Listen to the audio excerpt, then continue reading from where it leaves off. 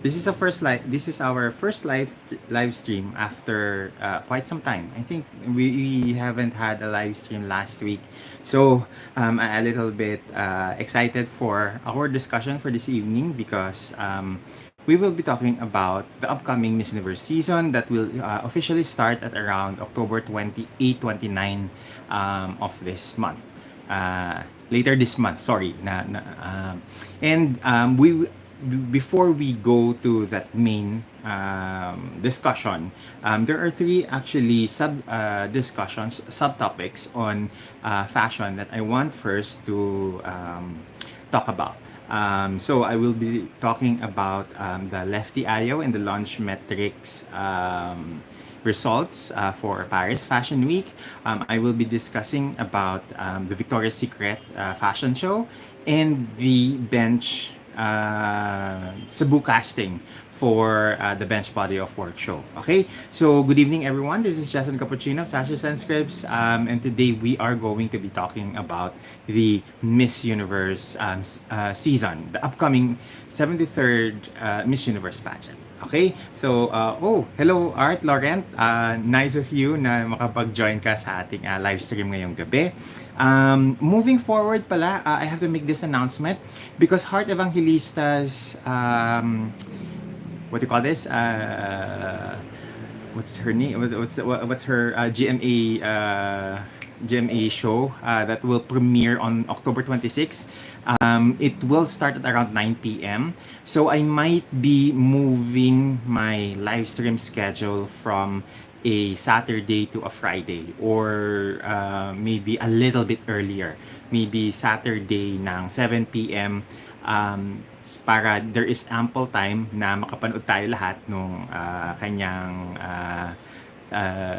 mga episodes. I'm sure it's going to be full of a lot of drama behind the scenes, information of course on what's going on during Fashion Week, how to prepare, how she prepares for that, how she prepares for the styling, the mood boarding of her reels, and all of those content that we see on socials. Okay? So for this evening, unahin na muna natin siguro yung ating discussion with the announcement ng bench with regards to their casting in Cebu later this October 27.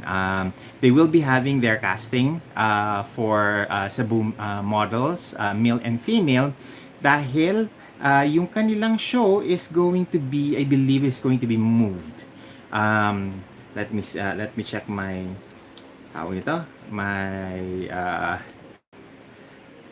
my notes kasi okay, this is not yet official. Okay, I've heard from some reliable sources that the bench fashion show, instead of having it done this November, they're probably gonna move it sometime during the first quarter of 2025, which is, I think, a much better schedule because if magsiksikan sila this November, November is a very heavy pageant season, so there's a lot of pageant media who's probably going to cover the Miss Universe, Miss International, Miss Earth na mga pageants. So baka matabunan lang yung bench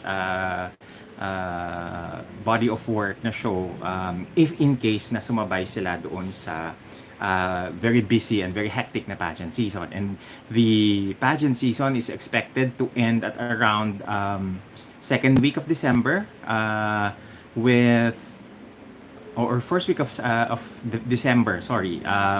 Second week of December or first week of December with the Mr. World pageant. Okay? I haven't gotten the actual date yet for the Miss Intercontinental na competition, but I think it's going to be second week of December as well.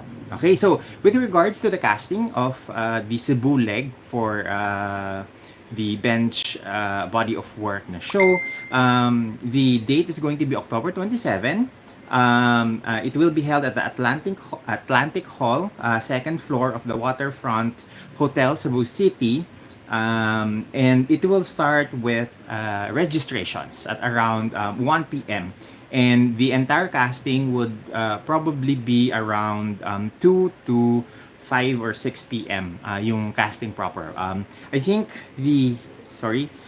okay, here's this. The set card that was sent to us says it's 2 p.m. to 5 p.m. yung casting proper. So if you have mga friends na gustong mag-casting for the bench show, please arrive earlier because there is a registration process at around 1 p.m. Okay, so it's better siguro that you arrive maybe an hour early at around 12 noon so that you have ample time to prepare. And then we are also going to be talking about the Victoria's Secret fashion show, which I think for a lot of people had been on the fence whether it was good, it was bad, or it was just overhyped. So in my case, I was looking forward to a show that would mimic, the Giselle Bundchen era of the Victoria's Secret fashion show, which did not happen into the show that happened in NYC.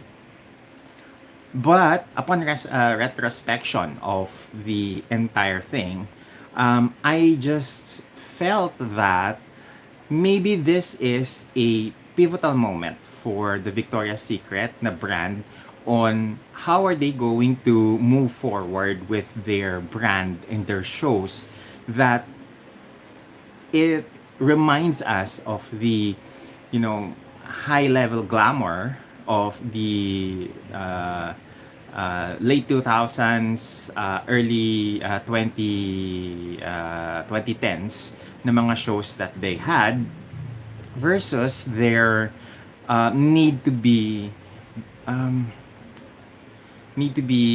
how to say this, need to be sensitive and responsive to the fact that there is a whole new marketing. There's a whole new market and there's a whole new perspective that needs to be taken care of or needs to be looked at when it comes to body positivity, when it comes to diversity in terms of the models that they put on stage. In the mid 2000s and late 2000s, that was the hyper supermodel era of the Victoria's Secret, and they were really very good at it. However, there was a criticism for the Victoria's Secret brand that it was a brand that was seen through the lenses of men. And nowadays, there is a need for women-centric brands to be seen and to define beauty rather from the perspective of women. And I think that is the kind of area that the Victoria's Secret is trying to formulate what's their best what's their best angle or perspective on that. I think that is one of the things that the Victoria's Secret is trying to do with their show nowadays. And looking at the way that you've seen, how the models were casted, there were women of varying skin color, different body types. I think they are at the position where they are trying to convince that they are evolving as a brand. And I think that is commendable on their part. Now, for those fans of the Victoria's Secret that got stuck in the mid 2000s and late 2000s definition of what is a supermodel, what is beautiful, I think these are the perspectives that needs to be changed.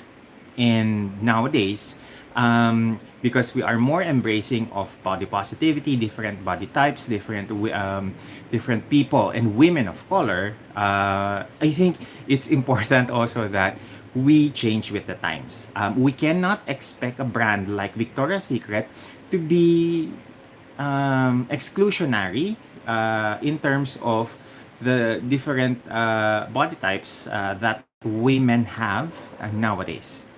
So if we expect, the same hyper thin, sexualized supermodels of the 2005, 2010 na mga era of the Victoria's Secret na fashion show, I think we're not gonna see that anymore. Brands are more inclusive. Brands are trying to be catering to a wider audience nowadays, and I think that is the reason why there is a need that there's a need for reinvention for the Victoria's Secret brand. It is yet still on the early stages of redefining itself, I believe, in terms of their show. But if they continue to be authentic with the direction that they are having, I think they will go places. I think they will go to better heights later on if they are able to navigate this, quite well. Okay, now let's talk about the what do you call this? Let's talk about the launch metrics and the Lefty Ayo results in terms of the Paris Fashion Week. Okay, so let me just pull up my notes on that. Because syempre we cannot talk about these apps without pulling up yung mga resibo on that. Kasi during the Paris Fashion Week, Lefty Ayo listed their top influencers list, and only one Filipina actually made into that list, and that is Heart Evangelista. Where is that note? Wait, let's just open yung ating Instagram and check yung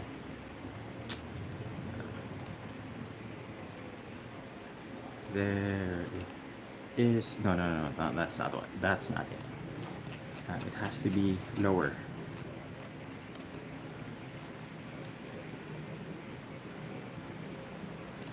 It's not opening. Let me just, okay, there. Okay, so as I said, during the Paris Fashion Week, only Heart Evangelista were the influencer who made it into the top 10 list of Lefty Ayo's EMV ranking. So Heart Evangelista garnered an overall value, EMV value of 5.1 million, and she's the only what do you call this? She's the only Filipina to make actually in the top 15, not just top 10. And during the launch metric na report, Heart Evangelista also garnered quite high in terms of MIV, because she garnered 10.6 million in MIV value, and the second after her is Apo Natawin of Thailand at around 10.4, I believe, yung kanyang score. Let me just pull it up again. Oh, it's not here. Sorry. So, that means that for this Paris Fashion Week, nakita din naman natin na nagtrabaho talaga ng todo-todo si Heart and her team. She had over 16, 18 na shows, invitations in this Paris na Fashion Week. We've also seen her having sold out several lipstick, of course the Pat McGrath na tawag ito na Macmenami na lip shade, the Dior 999 I believe na lipstick, and then a couple of Lancaster na mga bags. So Paris was really a playground for Heart Evangelista in terms of yung content, and we're quite impressed that among all the Filipino celebrities, she was the one who ranked high enough that when launch metric released their list of the top voices, overall top voices during the Paris Fashion Week, she ranked number 5 after Gala France, Vogue US, Louis Vuitton, Vogue Paris, French Vogue rather, and then Heart is at the 5th spot. So quite a accomplishment, I would say, for Heart in this Paris Fashion Week for Spring Summer 2025. So we're quite happy as well to report that in terms of the Filipinas who ranked in the launch metric na list, Pia Wurtzbach was at number 3. And in number 9, surprisingly, we have Ann Curtis making it into the list. And I'm kind of quite surprised because Ann did not really had so many shows in this year's Fashion Week for Spring Summer 2025. However, she still managed to have at around 2.8, if I'm not mistaken, or 2.8 or 2.4 million MIV in value. So we're quite, we're quite happy that at least 3 Filipinas were in the list. Especially for Ann Curtis na hindi naman ganun ka-super active during the Paris Fashion Week. She only had maybe less than 6 na mga shows.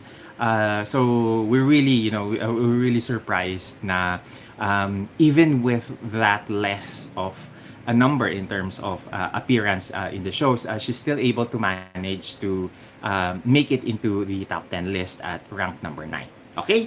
So, let's magkamustahan muna tayo sa mga comment section. Art Laurent is here. Thank you very much, Art, for always, for always supporting us in our channel. Maria Victoria Flojo is here. Sabi niya, hi Sir Sash, watching here at UAE. I am glad that I have no yet client as of now. We're hoping that after the live stream, dumagsa ang mga client mo, Maria Victoria Flojo, para tiba-tiba tayo pagdating ng Pasko. Okay? Art is saying, I'm very happy because no work on a weekend. Buti na lang, may pa-live ka ngayon sa Pinas. Well, I am trying to do the live stream sana a little bit earlier at around 7 p.m. Kaya lang, kakarating ko lang ng around almost past 6. So, syempre, kinakailangan ko pang magluto dahil kinakailangan ko ding mag-dinner bago mag-start. Ayoko namang gutumin na habang nagla-livestream at marinig yung kumakalam kong sikmura, di ba? So, yes, we are having our live stream and we will be talking a little bit later with regards to the Miss Universe season. Okay? Sabi ni Maria Victoria Flojo, I have time to watch. We're very happy that you have time to watch. And we're glad that you're here. Pinoy Living Andorra, sabi niya, I'm watching from Andorra. That's a small country, one of the smallest country, if I'm not mistaken, in Europe. And I think that is, I think the only country that is smaller than Andorra is Rome. Kasi Rome is, what do you call this, is recognized as an independent sovereign state of its own. Okay, Family Reyes is saying hi, good evening. Hello, good evening, Family Reyes. We're hoping na you're in good mood habang nanonood ka ngayon ng aming live stream. Then we have Haji Ev. Haji Ev, good evening as well. Welcome to the live stream. Pag-uumpisahan pa lang natin yung yung discussion natin on the Miss Universe na pageant in a little bit. Beyond the Scrub says, hi Sir Jason, hindi pa ako clock out. Just wanna say, I still watch your videos. Ha ha ha. Nag-hi lang ako. Watch ako mamaya. Excited na ako sa coverage mo sa Miss Universe.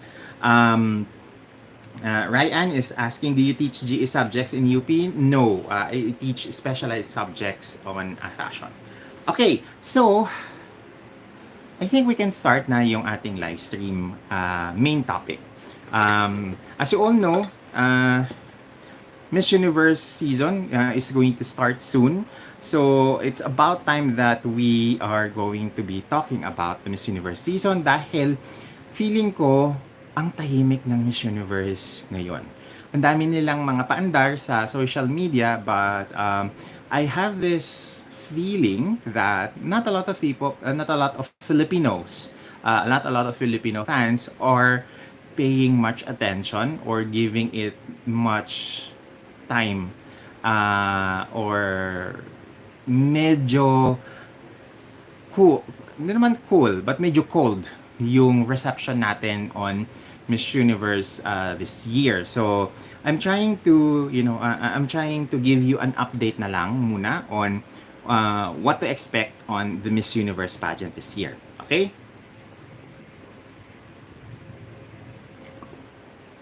Okay, so, first and foremost, let's start with the schedule because the Miss Universe edition this year is expected to have around 130 or 131 na candidates. And this is, as mentioned by Raul Rocha himself on a live stream or on a press conference. And because of this new format, the top 30 allegedly that they are going to select for this year's semifinalists is going to be selected a little bit differently from how they used to do it in the past.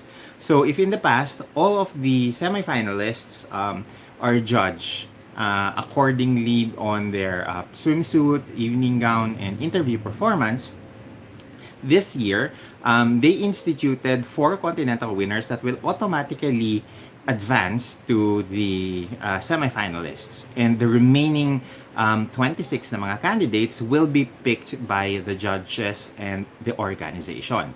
So, how is the mechanics of that? I am not yet sure how it's going to be laid out or carried out, but I think having a top 30 will be a more democratic way of making sure that the 130 na mga candidates will be given ample opportunity to make semis.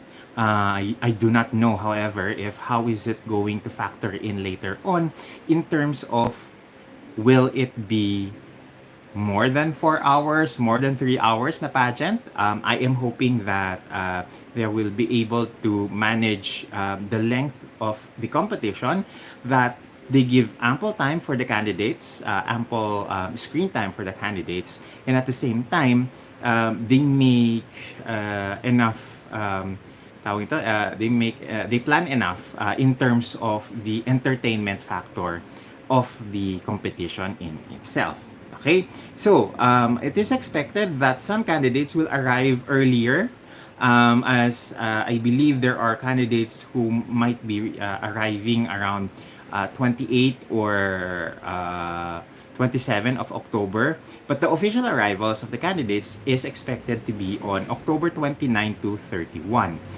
They have to be there in Mexico City, because November 1 pa lang, they already have a major event, a major activity, and that is the Gala de las Catrinas. It's going to be a homage to the La Catrina na tradition ng Mexico on November 1.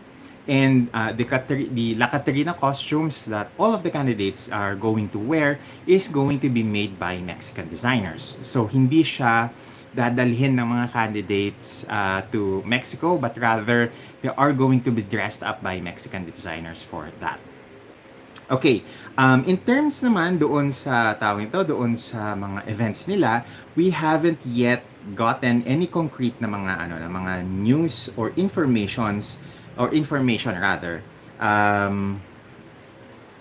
on their activities. However, what we know of is that on November 12, magkakaroon ng unveiling ng new crown. And the new crown maker is going to be Jewel Mer.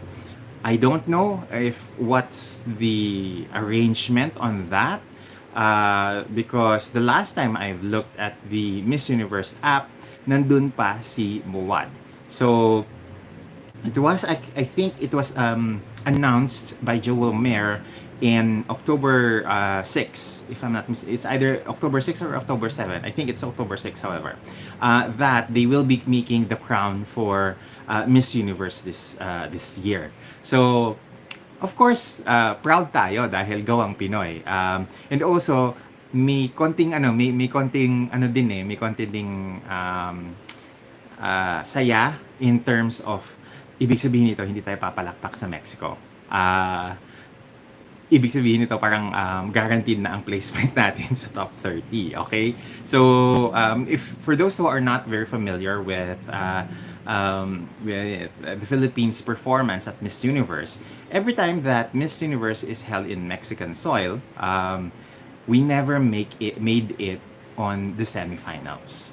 So, medyo masaklap yung tawag nito, yung experience natin whenever Mexico hosts the Miss Universe pageant. So, I am hoping that with Miss O, yung gumagawa ng Miss Universe skincare, mga skincare na mga products, and with Jojo Bragais, and with now Joel Mayer at as sponsors ng Miss Universe, sana naman kahit dalawa o tatlong Pinay, maipasok nila later sa Miss Universe semifinalists. And we will be talking about that a little bit later.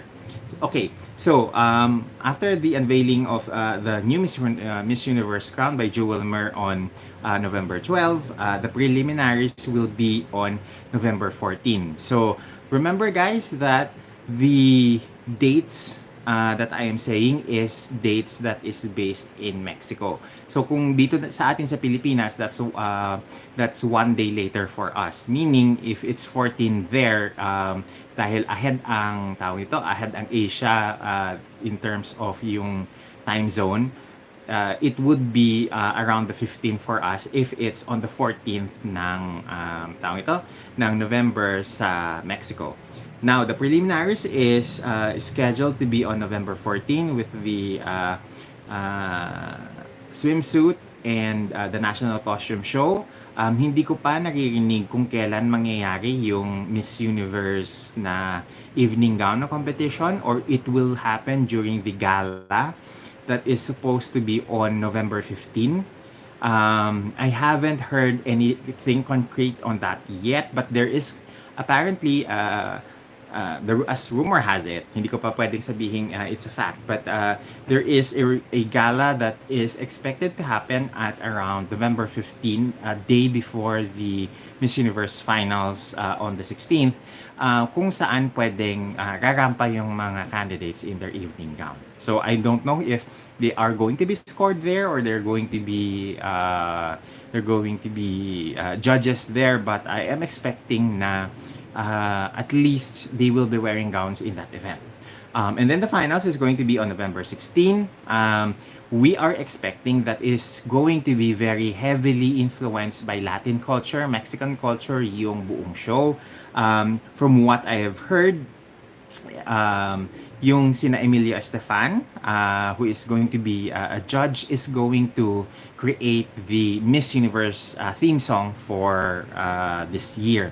So, as you all know, Emilio Estefan is the husband of Gloria Estefan.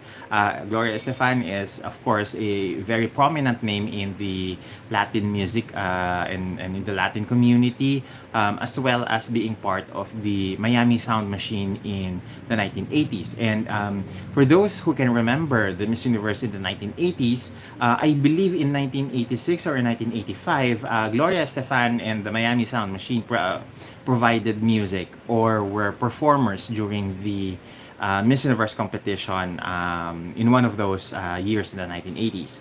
So expect that there's going to be a very heavy Latin flavor in terms of the entertainment for Miss Universe this year, because I've also heard that they are, and this is already confirmed, that they are going to bring back Mario Lopez as the host for the Miss Universe pageant later on. There's also new choreographer who is going to be Danny Lugo, and a new wardrobe director who is Joshua Aponte, who are both from Puerto Rico. I think that because of this, we are going to be treated on a very festive na atmosphere for Miss Universe later on. And we are going to be, very immersed, I believe, on what do you call this, on Latin culture, Latin music, and Latin flavors for the Miss Universe pageant. Okay. Aside from Emilia Estefan, Lele Pons was also named as one of the judges this year. So you can see how the pageant is going to be leaning towards more festive Latin American tawag ito, na atmosphere for the competition. Okay. Now, the Voice of Change is returning, and the winning candidate will still be given cash incentives for her charity of choice. And we're hoping that, unlike what happened earlier with Michelle D, na the what do you call this, the prize money was very much delayed.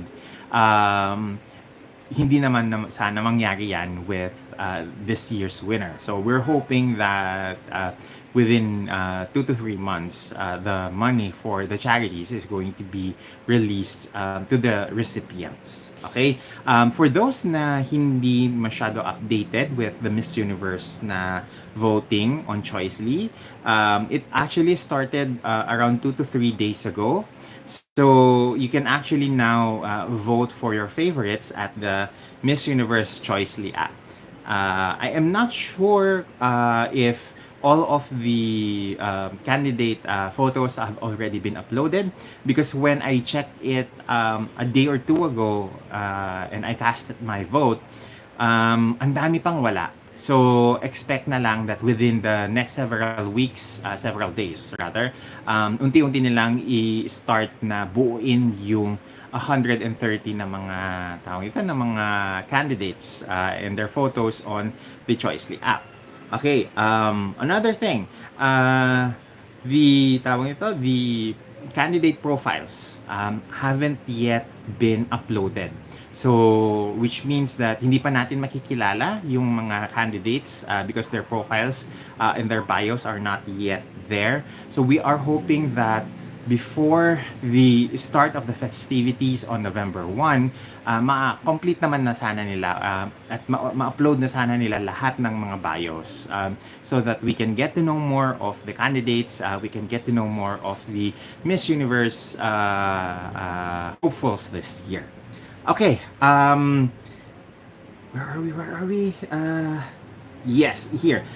From what I have researched, the candidates are supposed, or allegedly, better to say that na lang, na allegedly, are going to be billeted at the President Intercontinental Hotel in Mexico City.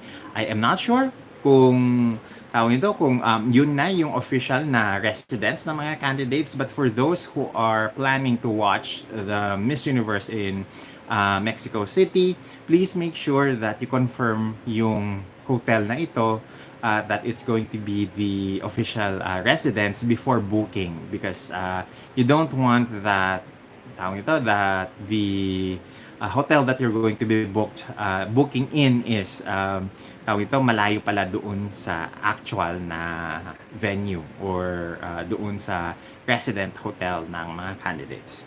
Okay, now here's the thing.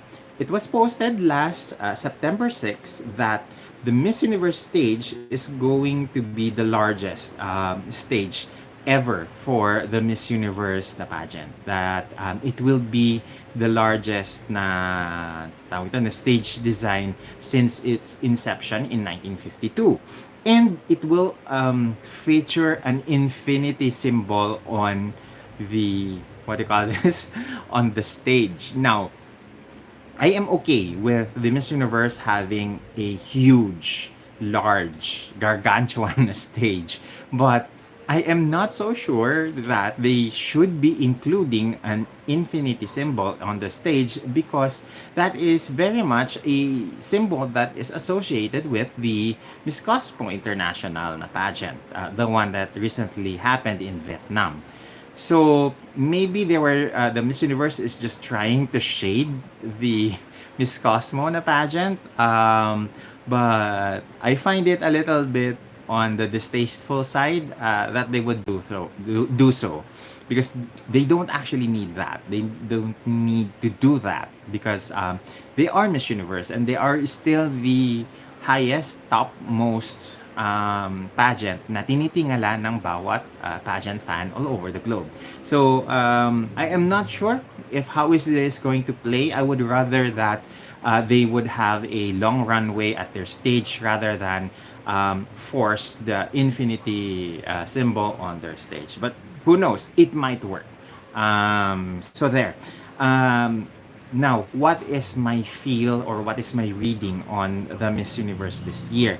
I feel that Miss Universe is going to be a little bit more leaning towards the Latinas because after all, this is their playground. It's it's Mexico. It's a country that's full of flavor. Whether it's sound or music, or whether it's sound, music, food, or traditions and culture, I think that because it is very much a playground for the Latinas, the top 30 would probably feature a lot of Latinas on it. It would not be surprising, at least on my end, that maybe you might be seeing around 8 to 12 or even 14 Latinas at the semifinalists because I think that this year they are even much more hungry to keep the Miss Universe crown in Latin American soil. So I don't know how is this going to play out for the Africans, for the Asians, for the Europeans. However, looking at the Miss Universe crowned queens in the respective nationals, I feel that the energy is in Latin America just right now for Miss Universe. So maybe this is just a too early of an assessment on my part for Miss Universe, but maybe who knows?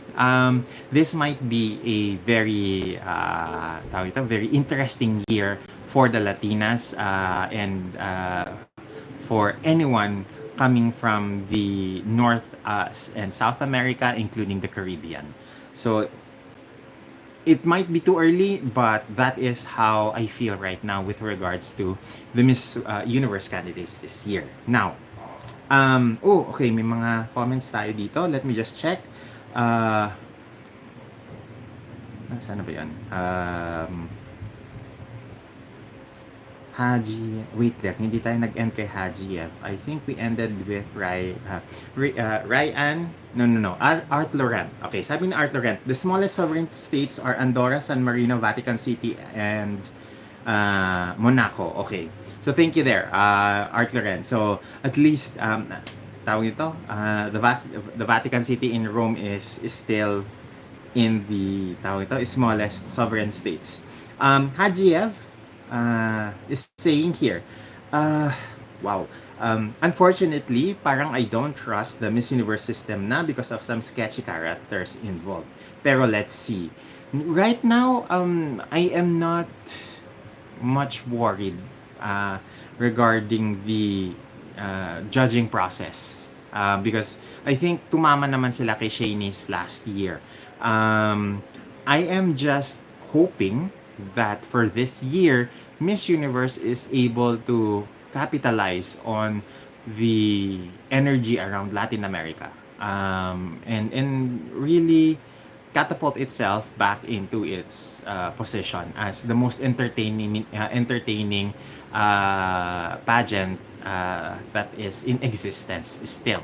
Because right now, among the pageants, a lot of fans are actually just looking for a good blend of a very entertaining na finals night, coupled with a reliable na judging system, a reliable and trustworthy na judging system, and perhaps a little bit of, being true to their advocacy, or um, being socially responsible. Ayan, with the title that they have, na mabigyan ng hustisya yung reign ng title holder na nagta-travel just like Shanice, who right now I think almost 30 countries na yung kanyang nabisita, and that has been, very much of a shock, that nagawa nila yon, na kaya palang gawin yon ng Miss Universe, because during the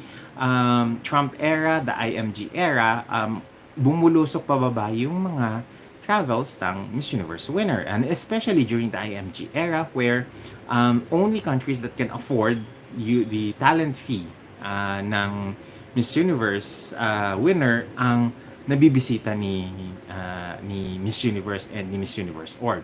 So I think there is a really strong push for the Miss Universe organization to really build up yung reigning Miss Universe, and I think that Shanice is the best person, to be the recipient of that, kasi yun na nga, after ng gulo sa sa country niya, hindi na siya nakabalik, and we're hoping that, someday soon, unti-unti na mabigyan ng opportunity siya na umuwi and really affect change in her country. Ayun. Okay? Nasaan na ba to? Sabi ni Optimist Forever, thanks for your input, sir. May fearless forecast ka na sa Miss Universe 2024. Right now, the person that I would think of as the main potential, front runner for Miss Universe is Tati Calmel of Peru. And this is coupled as well on some hearsay that I've been hearing, that there is a chance, or there is an opportunity, that we might be seeing Miss Universe being hosted in Peru later on. So, siguro kung manalo si Tati Calmel, for sure, mas madali yung usapan to host Miss Universe in Peru later on. So, we're kind of optimistic that before the Miss Universe finals, or during the Miss Universe finals, they will be able to to announce the next host country. Okay? Nasaan na ba tayo?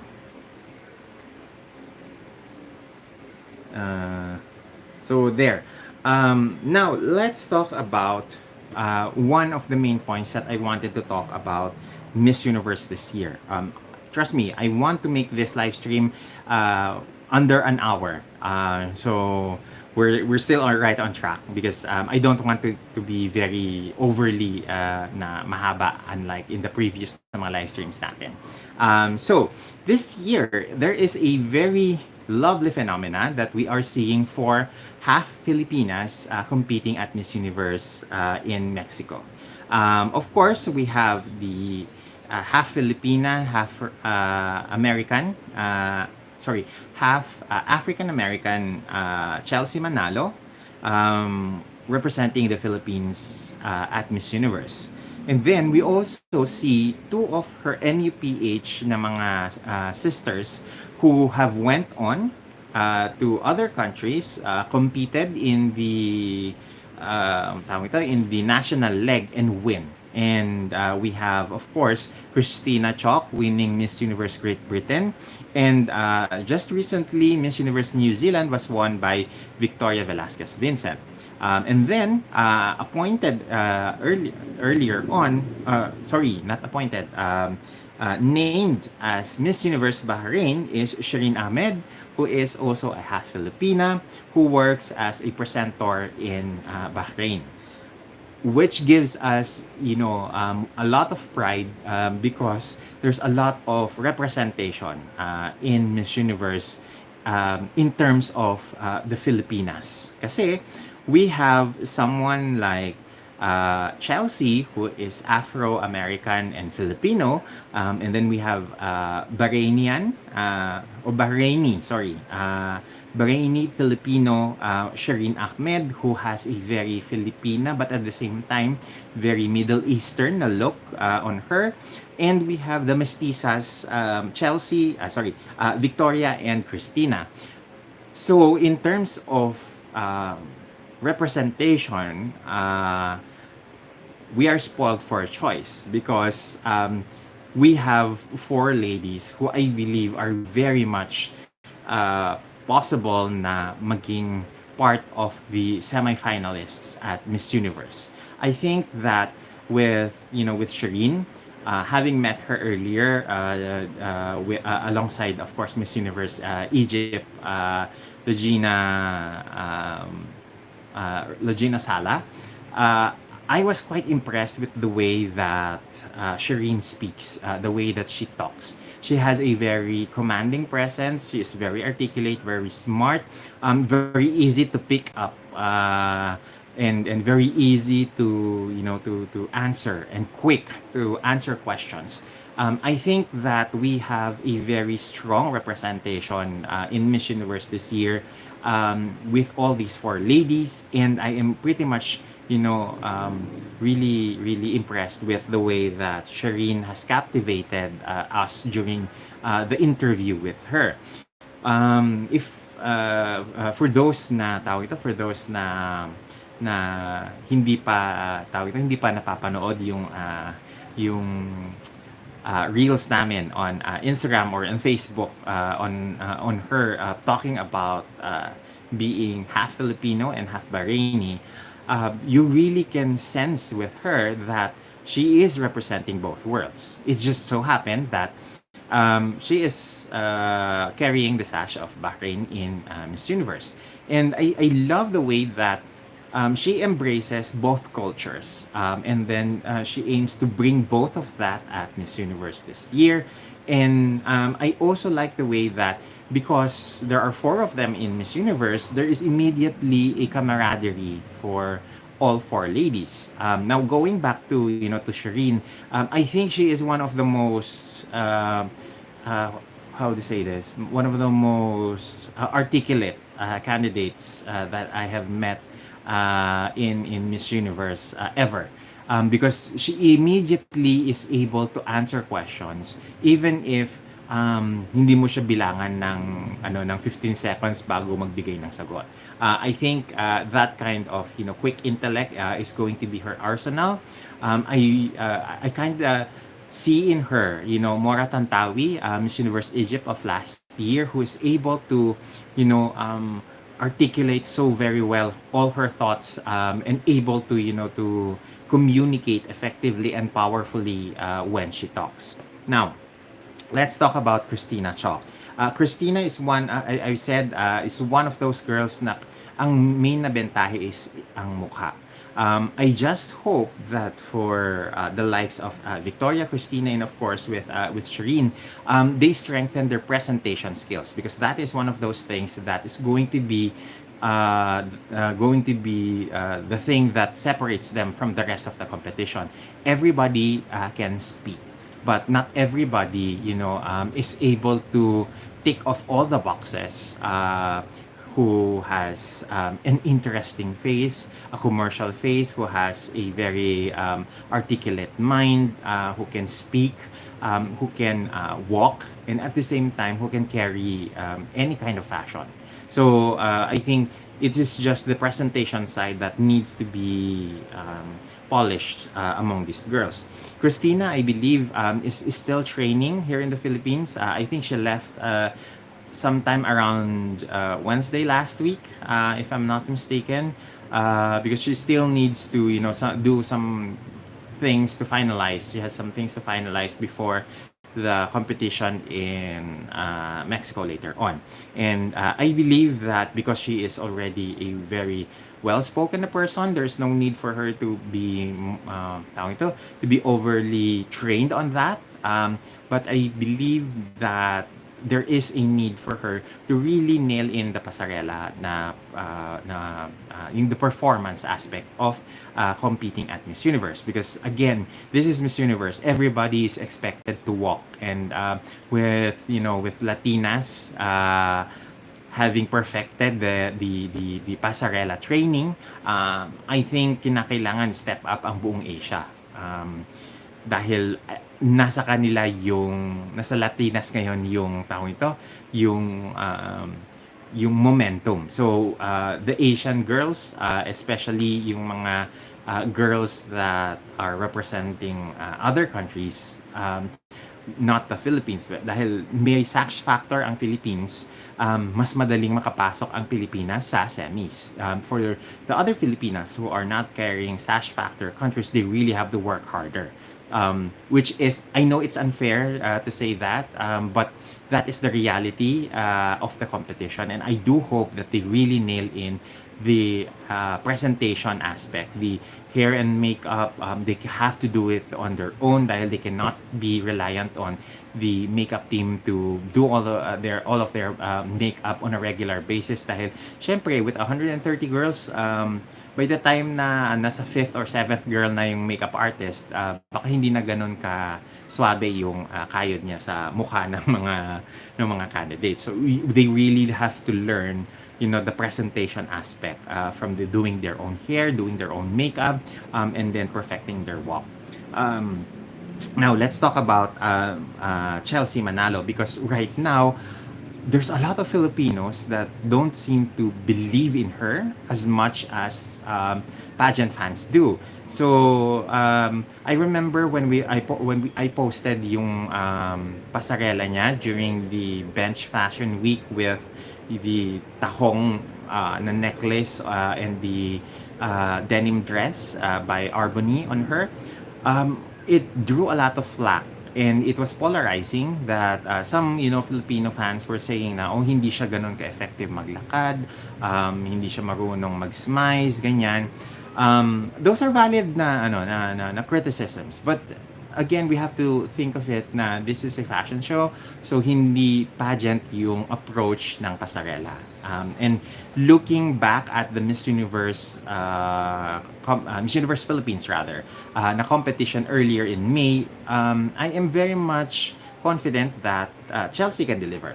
I think she's one of those girls na tahimik lang, pero tingin ko kayang bumanat, kaya niya yung challenge ahead. So at least on that end, I am very much kampante na kaya niyang itawid tayo at top 10. Now, kaya ko bang sabihin confidently na kaya niya tayong itawid sa top 5 as of this moment? I would rather say not yet. Okay? Wala pa kasi yung mga yung mga snippets ng improvement ng kanyang pasarela, ng kanyang styling. So we're hoping that as the days progress, as the weeks progress, closer towards the Miss Universe na pageant, maglabas na siya ng mga tinatago niyang bala. Okay? Now, let's talk about Victoria Velasquez Vincent, who at this moment is the Filipina that I feel is most likely to make it to the top 10 or top 5 of the competition. Now, I know that might be controversial, but hear me out. Victoria has a very commercial face.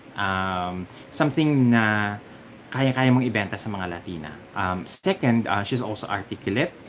She knows, how to speak well. She has a very well thought out, clean cut na advocacy. And then she also has the backing of a Filipino training camp here in Manila. So put that together, I'm sure she will be having the best wardrobe later on. She will be having the best training in terms of presentation. So my only worry for her right now is that she needs to be very strategic in her wardrobe choices, because dun siya nadali during the Miss Universe Philippines finals. That red gown that she wore on the finals did not really made her stand out in among the girls in the top 10 that night, dahil she blended in with the, what do you call this, with the background. If it were up to me, I would dress her into something that is highly saturated, jewel tones, or something that is very pristine in the tones of creams, whites, and what do you call this, and whites that have a little bit of hints of powder blue or powder pink. I think that is the, what do you call this? That is the color that would suit her best. And if in case again that it happens that the Miss Universe background is going to be dark, it's going to be black, reds, yellows, and oranges, then at least the white will pop out against the background. So I think that is something that she needs to be strategic about when it comes to thinking of gowns for the Miss Universe preliminary and finals, para hindi siya maglaho doon sa background. Because that is what happened to her during the Miss Universe Philippines na competition. I also believe that with Victoria, she might be able to break yung long non-placement of New Zealand at Miss Universe. So I am hopeful that she would at least make top 10. Hoping a top 5 finish, but as of this moment, hindi pa natin pwedeng sabihin na that is, a done deal, because we haven't seen yet the delegation, the full delegation, and how are they going to perform during the entire competition proper of Miss Universe. So there. Later on, I will try to have a discussion, a further deep dive into this conversation with a colleague of ours. Titignan ko muna kung magtugma yung aming mga schedules before we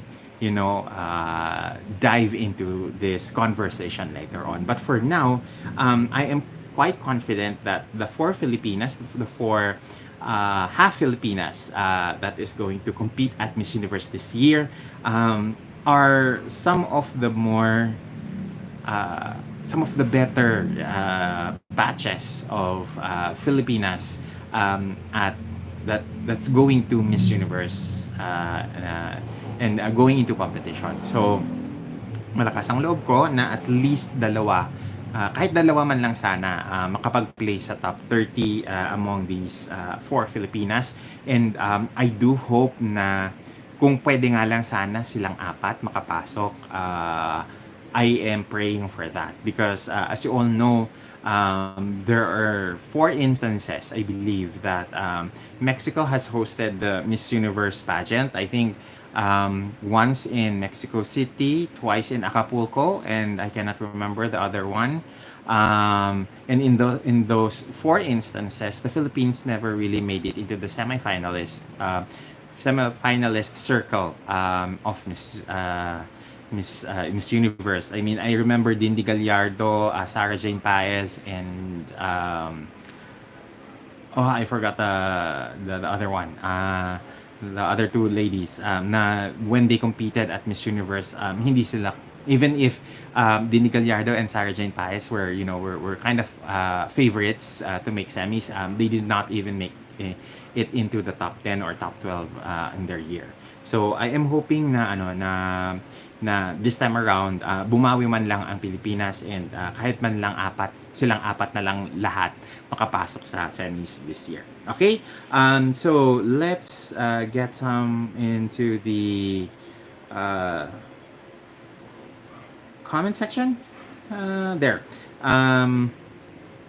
Go up to Miss Perez. Ayoko mo nang chikahin yan. Tignan muna natin kung may gumalaw nga bago tayo magsalita about that. Okay? Haji says, I have a feeling baka Halu would only allow 1 Pinay in the top 30. Sana hindi. Sana based on their merits pa din. I am hoping na sana kahit minimum 2. Diba? There. Piolo P says, talo malamya, masyadong mahinhin, walang fierce na aura. if we're going to base yung performance ni Chelsea during the preliminaries of Miss Universe Philippines, the way that nanghawi siya ng buhok ng paganyan, that was very Ana Baile na move, something that Ana Baile taught kay Naomi Campbell, and which is now being practiced by Chelsea in her presentation. I think may laban naman tayo. Tiwala lang, Piolo_P. Okay?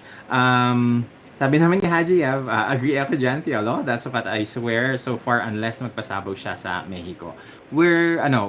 Let's just give her, let's give Chelsea the benefit of the doubt. Okay? Okay, so I think we have covered the things that I wanted to cover for this live stream. Yay! Hindi pa tayo umaabot ng ng 1 hour and 30 minutes. So nasa isang oras pa lang tayo. I just wanted to make some announcements before we close our live stream this evening. So one is that next week I will be covering the Miss Kasanggayahan Philippines na pageant in Sorsogon. So it's going to be my first time to go in Sorsogon and experience what Sorsogon has to offer. And I am hopeful na it would be a positive experience for us. Dahil we will be there for I think 2 days or 3 days for the competition. So hoping tayo, keeping our fingers crossed na everything is gonna go smoothly there. And then, we're also, proud to announce na meron tayong major na binabalak. Hindi ko muna masasabi kung ano yon, but there is something major that is in the works, and I am hoping that everything will go smoothly, and if once na mangyari and matuloy siya, I would gladly be announcing that to everyone in our socials. So please do pray na matuloy siya, mangyari siya. Okay? And again, I would also want to say thank you to everyone, because right now we are, I think, our Instagram has already grown to 18,000 followers. So thank you very much sa lahat ng sumuporta, especially throughout the past several weeks during the Milan and Paris Fashion Weeks, dahil inulan tayo ng sangkatutak na mga ng mga negativities from other people and other pages. But despite that, we're still here. We're still standing and surviving. And I do hope for the likes of DM Warriors, Dressmaker, yung mga accounts nina Lychee, nina P. Lychee, sana hindi kayong magsawa na pabalik-balik na gumagawa ng account, bumabalik dahil nare-report yung mga accounts niyo. Now, I just wanted to address this elephant in the room, because lately I have mentioned naman that we were shadow banned, and this is something that we have noticed ever since we posted content on the Paris Fashion Week, especially nung naglabas tayo ng post on the lefty.io na tawag nito na mga reports. Napansin namin kaagad that there are some comments on Instagram that is immediately hidden by Instagram. Hindi ko alam kung paano nako-quantify yon. So I do hope na sana hindi kayo magsawa na mag-engage on our platforms. I am very thankful as well to everyone in Facebook, sina Rai, sina Carla, and sina Shaz Rocha, na parating pinagtatanggol tayo sa sa Facebook, dahil nandun yung mga yung mga taong talagang ang hirap ma-convince with all the receipts that we have posted. So I do hope na moving forward, we will still keep the community interesting and full of engagement, full of intelligent and smart conversations, dahil yun naman talaga yung what separates our community versus other pageant pages. Okay? And thank you very much as well, because even our Facebook has now approached 41K earlier this morning. Napansin ko lang na hindi lang pala Instagram yung nag-grow ng bonggang-bongga, but even also our Facebook, because the last time that I was looking at our following on Facebook, it was around 38,000, and then biglang nag-40 ka agad, and then ngayon nasa 41 na siya. So I'm really grateful for all the support that you have been giving to us, kasi kung wala kayo, hindi magiging successful yung itong mga social media pages natin, hindi magiging successful itong mga live streams natin, hindi magiging engaging yung mga usapan natin. Okay? What else? Meron pa ba ako nakakalimutan? By the way, we will be okay, since na-move yung send off ni Angelica from a Wednesday to a Thursday, we're so glad because we are going to be able to cover that. So we will be there covering for Angelica's send off for Miss International, and we're also hoping na pagbalik ni Jasmine, I think sometime this Sunday or Monday, I believe, yung pagbalik niya dito sa Pilipinas, makita natin siya doon sa send-off ni Jasmine later on. I am really hoping and praying na everything is going to be smooth sailing for Angelica, because inumpisahan ng magandang placement ni Jasmine Bungay at Miss Globe, winning a back-to-back second runner-up na placement. I was actually hoping and praying na mag-1 to finish man lang si Jasmine, but I would take a second runner-up finish over anything, over a non-placement, kasi yung nangyari kay Chelsea Fernandez in 2022, ang sakit nun. I felt that she really deserved a top 5 placement, but again, maybe the cards weren't aligned, or the stars weren't aligned for her. So we were glad that at least Jasmine, made it as a second runner-up in Miss Globe. And for those na not in the know, nakompleto na po natin yung 1 to 3 to 5 na tawag nito na placement at Miss Globe. We already have a winner with Maureen and Ann Collis. We had a first runner-up finish with Nelda Ibe in 2017. Of course, yung second runner-up na finishes ni na Laurent, ni na Anna, and ngayon ni Jasmine. We also have a third runner-up placement courtesy of oh my God, Nicole Manalo in anong year ni Nicole? I think 2016. And then of course, yung fourth runner-up finish ni Rowie in 2020. So we're really, we're really very glad na hindi pa tayo nabakante sa Miss Globe. Ever since the Binibining Pilipinas took over the Miss Globe na franchise, we have been placing at least at the top 15 majority of the times nasa top 5 ang Pilipinas. Okay? Wow, may comments na additional here. Sabi ni Art Laurent, I really hope and pray na mabreak ni Chelsea ang curse ng Mexico this year. We have to remember that walang reputation ang Mexico na puro Latina ang winners. Look at Rio Mori, Angela Visser, and Ann Tamo. Optimist Forever says, please visit Lake Bulusan. Ganda doon. I do hope that we have time because I think we will be arriving there early morning, konting pahinga, konting wisik-wisik lang, ligo, and we're off to the event. We are going to be covering doon sa finals ng linggo ng gabi, and then after that larga ulit pabalik ng Maynila kinabukasan ng hapon or ng gabi. Okay? Sabi ng Art Laurent, sorry, hindi daw si Anne-Marie kasama. Okay. Multidocs1 says, good morning from Mississippi, USA. Hi, Sir Jason. Nice to hear your thoughts and opinions. Multidocs, hindi pa ito yung, kumbaga, yung pinaka maggarbo na tawag ito, na or pinakabonggang conversation on Miss Universe.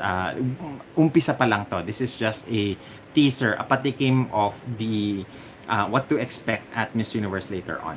Okay, Helena Ebonia says, keep going, sir. Yes, I will. Because habang nandyan kayo naniniwala na nagtitiwala sa atin, we will be keeping on going and moving forward.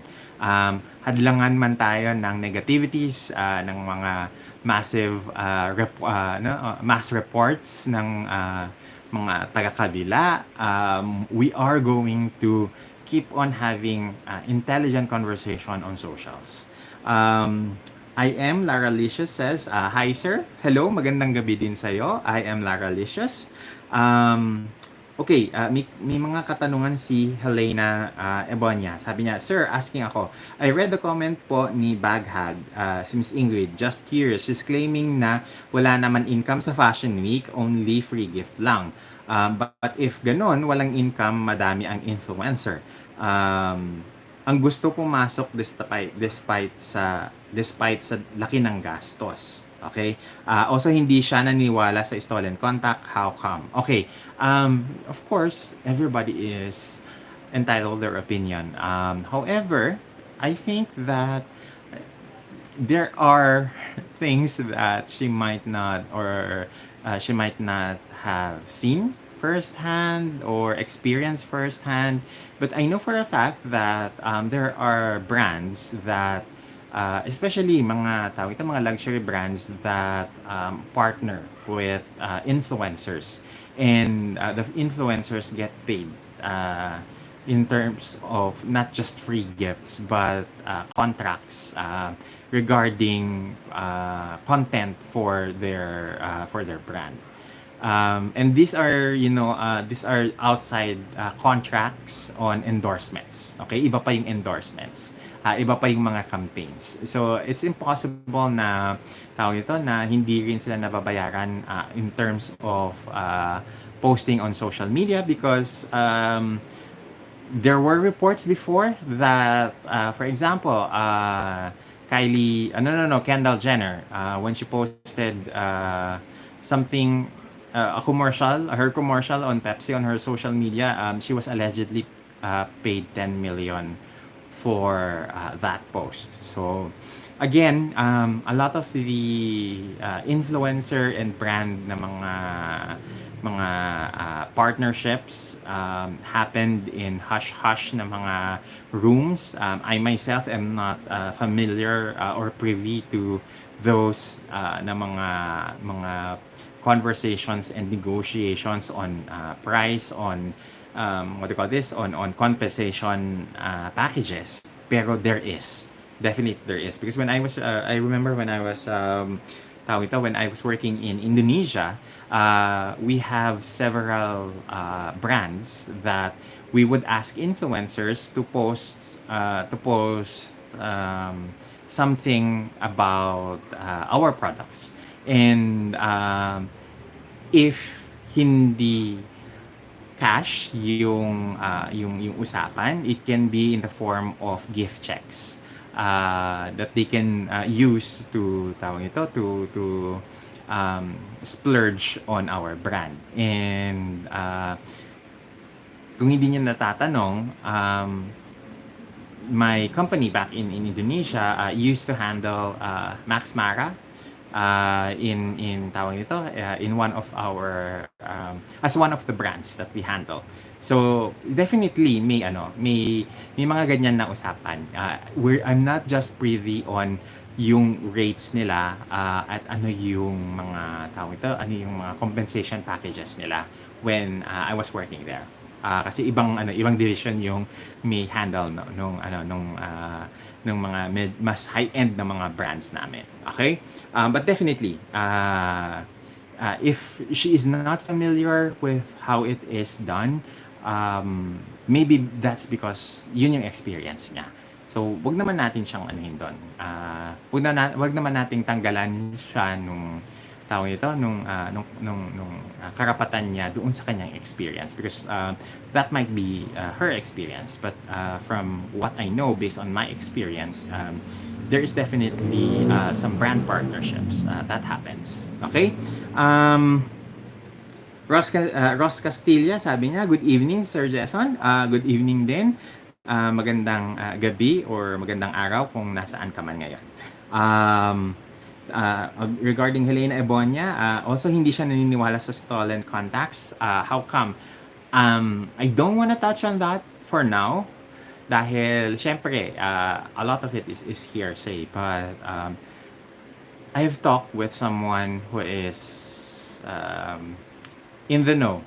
Someone na nakakatrabaho yung mga taong involved. And na-explain niya sa akin paano. So, saka na muna natin ito. Ikahon muna natin. Let's just box this for a future na future na chichi. No. For a future conversation. Or chichi, who knows. But for now, hindi muna natin ilalabas lahat ng nalalaman natin. Hindi natin ilalabas lahat ng mga bala na meron tayo ngayon. Hayaan nyo silang magsalita.